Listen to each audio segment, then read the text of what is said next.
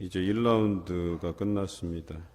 엘리바스, 빌닷, 소발의 첫 번째 공박, 논쟁들이 있고, 거기에 대한 1대1로 이렇게 답변하다가 세 번째 친구인 소발이 그 첫 번째 공박을 마쳤을 때 12장, 13장, 14장 이렇게 세 장에 걸쳐서 가장 긴 분량이라고도 할 수 있겠는데요. 욥이 대답을 합니다. 이들의 공박에 대해서 이것이 나의 답변이다라고 해서 3장에 걸쳐서 이 세 친구를 상대하고 있습니다. 욥이 12장의 그 결론적인 답변인데요. 나도 너희같이 생각이 있어 너희만 못하지 아니하며 또 그 같은 일을 누가 알지 못하겠느냐. 너희가 한 말 그건 지극히 상식적인 이야기고 그것들을 짐승에게 또 하나님께서 지으신 여러 피조물들에게 물어봐도 그 피조물들이 대답할 정도로 그것은 아주 단순한, 그것이 지혜 있는 자가 이렇게 말할 만한 것이 아니라 그 누구나 그냥 그런 이야기를 할 수 있는 그런 수준의 것을 너희가 지혜자로서 이야기하는 것 자체가 지금은 너무나도 우습다라고 하는 것이죠. 어찌 보면 우리가 살아가면서 이런 일을 자주 당해요. 이 사람이 지금의 그 형편, 속사정을 전혀 알지 못하는 상황에서 아주 기초적인 거, 그냥 누구나 알 법한 이야기를 가지고 마치 자기가 지혜 있는 양, 또 이것에 대한 모든 경험을 한 사람인 양, 그렇게 이야기를 떠버리는 사람들이 있다는 거죠. 그런데 지금 이 엘리바스와 빌닷과 소발의 이야기가 그와 같다라고 그가 설명하고 있는 거예요. 욥도 살 만큼 살고 그가 어찌 보면 그냥 이렇게 곱상하게 자라서 인생을 모르고 그렇게 살아온 사람이 아니다라고 하는 것을 정면으로 반박하고 있는 거예요. 그가 지금까지 쌓아오고 걸어왔던 그 인생의 여러 경험들로 봐서도 그 정도는 내가 충분히 알만하고 그거는 어떻게 보면 기초적인 상식에 불과한 건데 지금 너희가 내 앞에서 그 지혜를 자랑하려고 하는 것이냐라고 한마디로 그들의 말을 반박하고 있죠. 특히나 4절에 보면 하나님께 불러 아뢰어 들으심을 입은 내가 라고 표현되어 있어요. 언제라도 내가 하나님께 기도하면 하나님께서 내게 응답하셨고 나는 그런 삶을 지금까지 쭉 살아왔다 이거예요.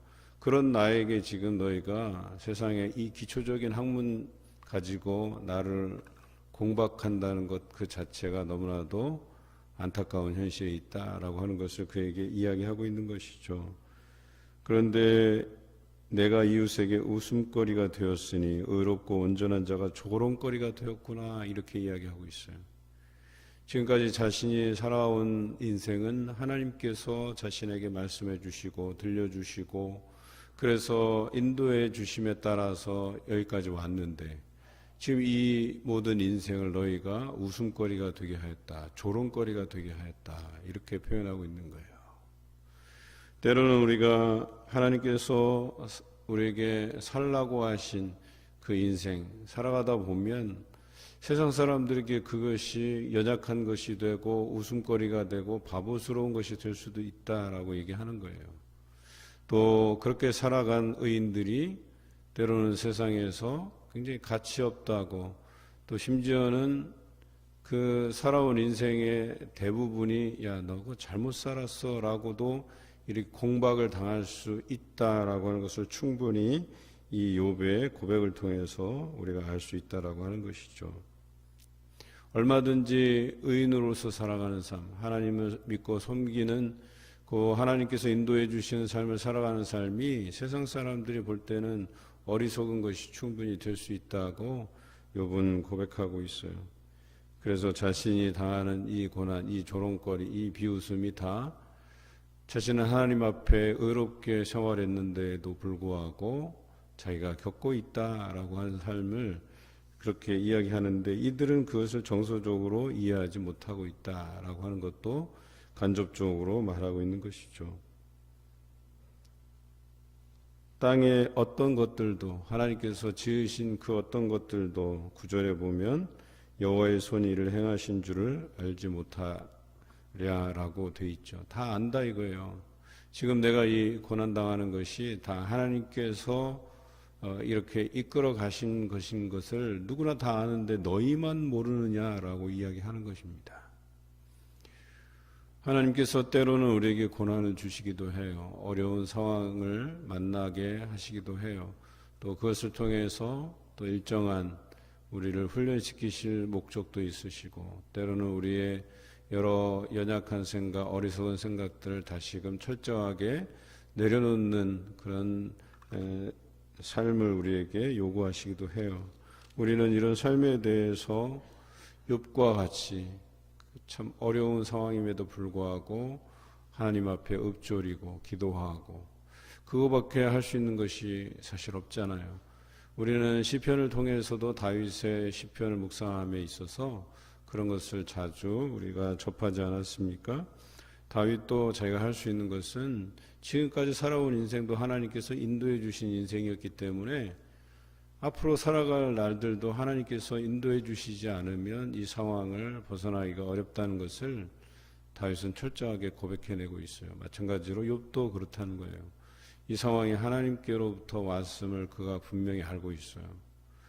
그런데 좀 억울한 면이 없지 않아 있어요. 그래도 하나님 앞에 신실하게 의롭게 서가기를 자신은 매일같이 노력했는데 혹시라도 자기와 자기 자식들, 가족들이 부지 중에 하나님 앞에 범죄한 것이 있을까 두려워서 매일같이 하나님께 번제로 드리면서 자신의 죄를 하나님 앞에 내려놓는 그런 삶을 날마다 살아간 사람이에요. 날마다 하루도 빠짐없이 살아간 사람이었다는 거예요.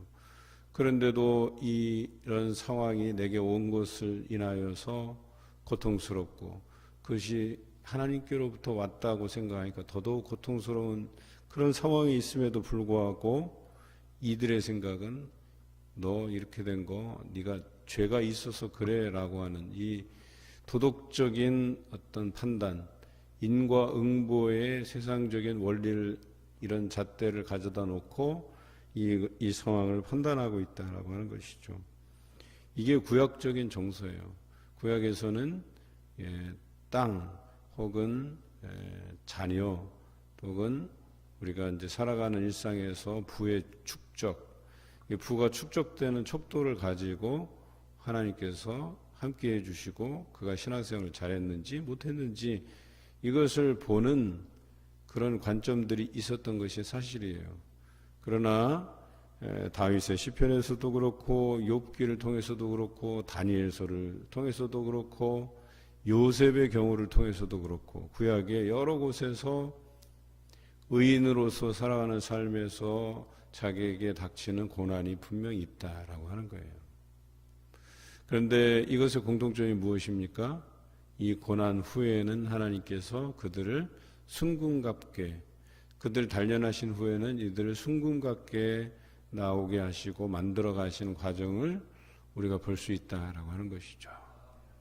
그런데 지금 엘리바스, 빌닷, 소발은 일장도 모르고 또 우리가 이제 묵상해야 될 이 욥기의 마지막 부분도 모르는 거예요.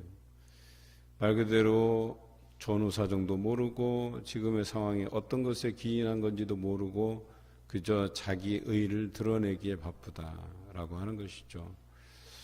어제 우리 성경 아카데미를 통해서 잠시 나누었는데요. 이 신약 시대의 서기관과 바리새인들은 자기 의를 드러내는 데 바빴지 오히려 율법이 우리의 죄들을 깨닫게 하고 또 그것을 하나님 앞에 나와서 회개함을 통해서 해결받게 하는 데에 그들이 역할을 하기보다는 오히려 더 많은 복잡한 율법 조항들을 만들어서 사람들에게 굴레 씌워서 죄에 올가매려고만 했지. 그리고 정작 자기들은 그것들을 잘 지키지도 않으면서 겉모양으로만 이 앞에 율법을 적은 책들을 손목에 메고 다니고 옷단 술에 청색끈을 달아서 나는 율법을 잘 지키는 자야라고 하면서 시장 업 위에서 기도 시간이 임박해 오면 하늘 향해서 두 팔을 벌리고 두 손을 들고 그렇게 큰 소리로 기도하는 그들의 그 외식함에 대한 부분들을 예수님께서 지적하지 않으셨습니까? 그런데 이들이 똑같아요. 욥을 공격하는 것도 문제지만 그들의 어떤 욥의 정서를 이해하지 못하는 것도 문제지만 자신의 의를 드러내기 위해서 지금 이런 공박을 벌이고 있다라고 하는 것이에요. 정말 어처구니 없는 일이죠. 어찌 보면 그들의 이야기들은 그냥 진짜 기초적인 학문이에요. 누구나 다 아는 것이고 또 신앙인의 입장에서도 그거는 뭐 기본 아닌가? 그건 우리가 신앙생활 하면서 기본적으로 알고 있는 것 아닌가 하는 것들을 들먹여 가면서 이들이 이야기하고 싶은 것은 지금 욥이 당한 이 상황이 우리에게 없기 때문에 내게 없기 때문에 뭐예요? 우리는 의롭다. 이걸 이야기하고 싶은 거였었어요. 그리고 여전히 자신들은 이렇게 사는 삶이 자신들의 지혜로부터 왔다고 보는 거예요. 그래서 이 지혜의 깊음, 즉 지혜라고 하는 것이 뭐예요? 그 지혜의 근본이신 하나님을 우리가 잘 알고 있다. 그리고 심지어는 그 말씀을 우리는 다른 사람들에게 설파하고 또 다른 사람들에게 가르칠 만한 권위가 우리에게 있다. 이것을 이야기하는 것 아니겠습니까? 그런데 신약시대의 서기관과 바리새인들이 그랬다는 거예요. 이 율법을 가르칠 권위가 우리에게 있다. 이것을 자랑질하고 싶었던 거예요. 자기 의를 드러내고 싶었던 거예요. 그런데 예수님께서는 너희 의가 서기관과 바리새인과 같지 아니하면 그보다 더 낫지 아니하면 천국에 들어오지 못할 것이다. 이렇게 이야기하고 있죠. 저들의 그 나타낸 의가 그들의 허례허식 겉모양들이 결국은 그들이 천국에 들어가지 못하게 되는 그런 단초를 제공하게 될 거다. 이렇게 얘기하고 있죠. 오늘 엘리바스와 빌닷과 소발의 그 공박과 욥의 그 답변을 우리가 읽으면서 이 세 친구에게 처해질 어떤 그 결과물들에 대해서 우리가 대략적인 예상을 하게 돼요. 이들이 정말 하나님의 뜻을 몰라도 너무나도 모르는구나. 또 그들을 보내신 목적, 이 욥을 위로하기 위해서 보내신 그 목적을 위해서 그들이 헌신하고 그 사명을 감당하고 또 성령께서 주시는 감동을 통해서 욥을 위로하고 또 욥을 제대로 세워가는 일들을 하지 못하고 오히려 그들은 자신들이 어렵다고 자신들에게 일어나지 않은 일들에 대해서 이 일이 자신들에게 일어나지 않은 것에 대해서 안심하고 그것으로 인해서 자신들이 어렵다는 것을 드러내고 싶은 이들의 공박이 너무나도 어리석음을 우리로 하여금 깨닫게 하는 것이죠. 여러분 이런 경우들을 자주 만나게 된다니까요. 여러분 살면서 나는 의로운데 그래도 나는 이런 일을 당하지 않기 때문에 그래도 나는 썩 괜찮은 신앙인인데 라고 생각하는 경우가 얼마나 많은지 몰라요. 우리의 교만이 이런 데서 싹 터요. 나는 그래도 의로운데 저 사람보다 신앙이 좋은데 나는 새벽기도 잘 지키는데 나는 주일 예배 잘 지키는데 나는 매일 성경을 몇 장 읽는데 그런데 한번 생각해 보세요. 우리가 말하는 그 의가 서기관과 바리새인과 같지 않은지 나의 이 올바른 신앙이라고 여러분들이 생각하는 것들을 누군가에게는 드러내 보여주고 싶고 나의 이 영적인 깊이들을 다른 사람들에게 자랑해보고 싶고 그리고 그것을 하나님께서 나를 자랑스럽게 여기실 것이라고 그렇게 나를 생각해 본 적은 없는지 우리가 이 부분을 한번 욥기서를 통해서 다뤄보고자 하는 것이죠. 나는 엘리바스, 빌닷, 소발과 같은 사람은 아닌지 그래서 그 의로움을 드러내고 누군가는 오늘 성경에 나와 있는 스올 그 수월에 내려가게 하는 말 그대로 이제 무적행이죠. 도저히 나올 수 없는 그곳에 그 사람을 빠뜨리게 하고 있지는 않은지 그래서 오늘 욥은 그래요. 차라리 나를 주님께서 스올에 감추어 주셨으면 좋겠다라고 고백하고 있지 않습니까? 물론 이건 14장의 내용인데요. 이런 마음들을 통해서 욥을 우리가 관찰해 볼 수 있다는 거죠. 또 13장에 앞으로 나눌 말씀이지만 너희의 그 말하는 것 자체가 그 돌팔이 의사나 할 법한 이야기들을 하고 있다라고 하는 거예요. 여러분, 의사가 여러 가지 의학적인 지식을 이렇게 공부하게 돼요. 그리고 그것을 이제 적용해서 환자들을 돌보게 돼요. 그런데 우리가 잘 알듯이 케이스 바이 케이스라는 단어를 잘 아시잖아요. 이게요, 꼭 이렇게 딱 떨어지는 공식처럼 있는 게 아니에요. 잘 알지만 이 사람의 체질이라고 하는 게 다 다르잖아요. 그래서 같은 병이라도 그 병증에 따라서 그 사람의 체질에 따라서 약 쓰는 게 다르고 또 써보고 안 맞으면 다른 약을 찾고 하는 거잖아요. 똑같은 병인데 이 사람에게 쓰는 약이 다르고 저 사람에게 쓰는 약이 다른 거예요. 케이스 바이 케이스라는 거예요.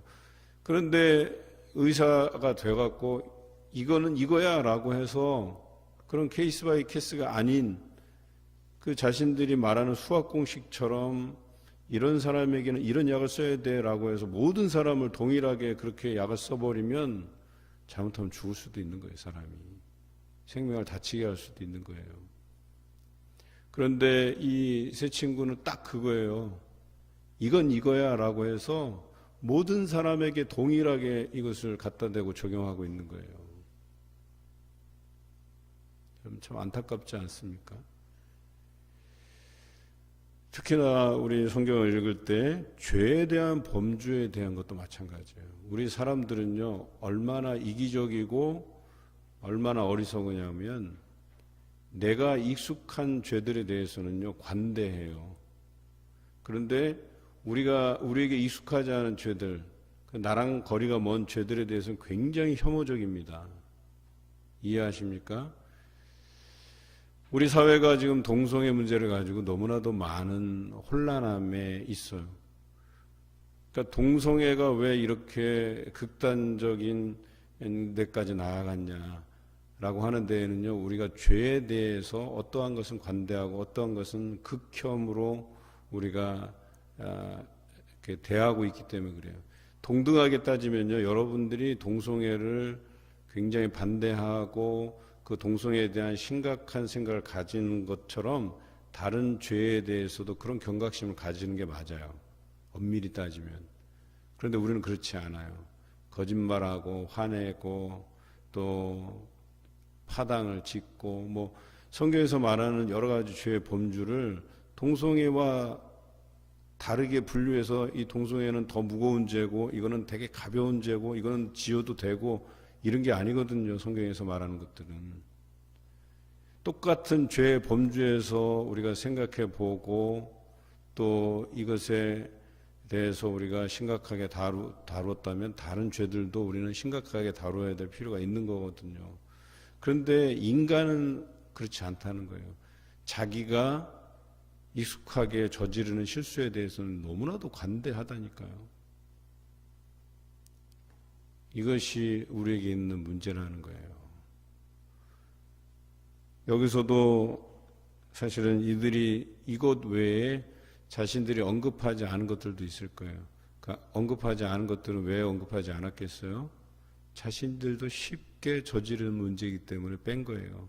그리고 이 욥에게 맞는 부분들 있잖아요. 그런 것들만 발췌해서 봐라, 이런 말씀이 있지 않냐, 우리에게 이런 교훈이 있지 않냐, 네가 바로 딱 이런 경우다라고 해서 공격하는 것이거든요. 그런데 거기에 숨겨진 하나님의 귀한 사명이 우리에게 분명히 있는데 그거는 잊고 있는 거예요. 위로라고 하는 측면에서. 동성애도 마찬가지죠. 우리가 그들을 극혐오하는 것으로 이것들을 마무리하자는 얘기가 아니잖아요.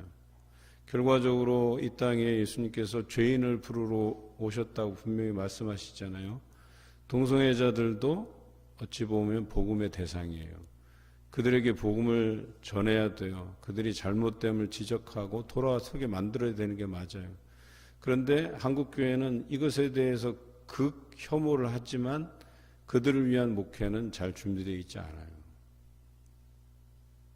우리도 마찬가지예요. 죄인들에 대해서 정죄하고 판단하고 하지만 그들을 위로하고 그들이 그 죄 가운데서 돌아오게 하는 그런 제도적인 장치, 목회적인 돌봄 이런 것에 대해서는 준비되어 있지 않다는 거예요. 우리는 누군가를 공박하고 정죄하기 전에 그들이 하나님께로 돌아올 수 있도록 하기 위해서 그들을 위로하고 그들의 친구가 되어주는 일에는 너무나도 인색하다는 거예요.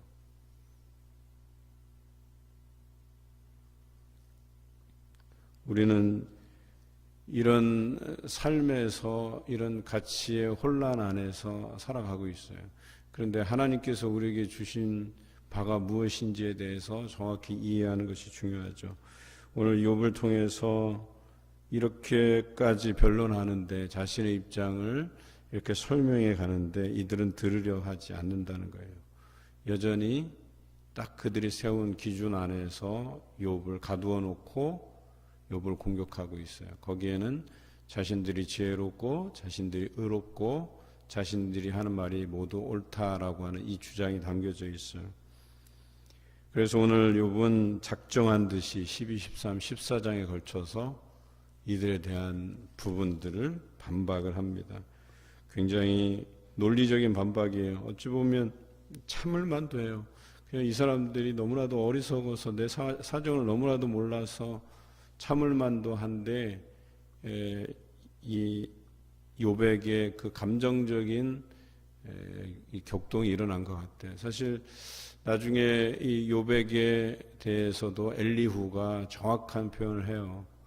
그러면 네가 하나님보다 의롭다는 이야기냐라고 하는 이야기를 통해서 그를 겸손하게 낮추고 초심으로 돌아가게 만드는 지혜자가 등장하지만 지금 이 상황은 그게 아니에요. 너무나도 억울하니까 이 세 친구가 자신들의 지금까지 살아온 하나님 앞에 의롭게 살아온 그 삶을 하루아침에 그냥 땅바닥에 다 집어넣어 버리고 처박아 버리고 속된 말로 자신을 갖다가 완전히 범죄자 취급하고 하나님 앞에 살아온 삶을 의롭지 않은 삶으로 다 그냥 발가벗겨서 다른 사람들에게 다 공표하듯이 이렇게 이야기하고 있거든요.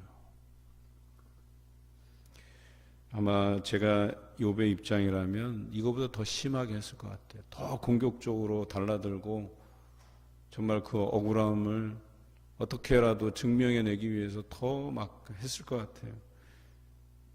욥의 이 정도 표현은 신사적인 표현이라고 저는 보여져요. 우리는 이보다 더 했을 거예요. 그런데 그가 마지막으로 지혜와 권능이 하나님께 있고 계략과 명철도 그에게 속하였나니 그가 허르신즉 다시 세울 수 없고 사람을 가두신즉 놓아주지 못하느니라. 이 상황이 케이스 바이 케이스라는 걸 이해하고 있어요. 그래도 여기에 담겨진 표현은 하나님이 어떤 방법으로든 자신을 이 상황에서 헤쳐나가게 하실 것이고 자기가 하나님 앞에 의롭게 행하였던 것을 언젠가는 드러내실 것에 대해서 이야기하고 있어요. 하지만 지금은 아니라는 거예요. 지금은 하나님께서 가두시면 누구도 이 상황을 풀어낼 자가 없다고 그런 고백하고 있어요. 이것이 하나님께서 주신 상황이기 때문에 나는 내가 여기서 어떻게 헤어나올 수가 없다라고 하는 것을 고백해내고 있다는 것이죠. 여러분 그렇습니다. 충성된 사람들의 말을 물리치실 때가 있고 늙은 자들, 지혜자들의 판단을 빼앗으실 때도 있다는 거예요. 그러니까 우리가 생각할 때는 충성된 사람들의 말을 하나님께서 보존시켜야 되고 지혜자들의 그 판단들을 하나님께서 인정해 주시고 그것들을 사람들로 하여금 받아들이게 하셔야 되는데 그런 것들을 못하게 하시고 빼앗으시기도 한다라고 하는 거예요. 지금 이 상황을 자기도 이해하지 못하지만 여기에도 하나님께서 담겨진 뜻이 있을 거라고 그는 고백해내고 있는 거예요. 참 아름다운 고백 아니겠어요? 나는 억울해요. 하나님 앞에 의롭게 행했어요. 정말 성실하게 나갔어요. 그런데 이 상황을 내가 이해하지 못하지만 그래도 하나님께서 이런 경우도 있으신 하나님이시기 때문에 오늘 이 상황에도 내가 이해하지 못하지만 여기에 담겨진 하나님의 분명한 뜻이 있을 것이다 라고 고백해내고 있는 것이죠. 오늘 우리도 살아가면서 이런 경우를 만날 때 하나님 앞에 이런 고백이 필요해요. 지금 내 이 상황이 억울하고 하지만 여기에 담겨진 하나님의 귀한 뜻이 있을 거라고 보고 그것을 수긍하고 인정하고 하나님께서 나를 어떻게 인도해 가실지를 우리가 기대하고 어렵지만 기도함을 통해서 이겨가시는 여러분 되시기를 주님의 이름으로 기원합니다.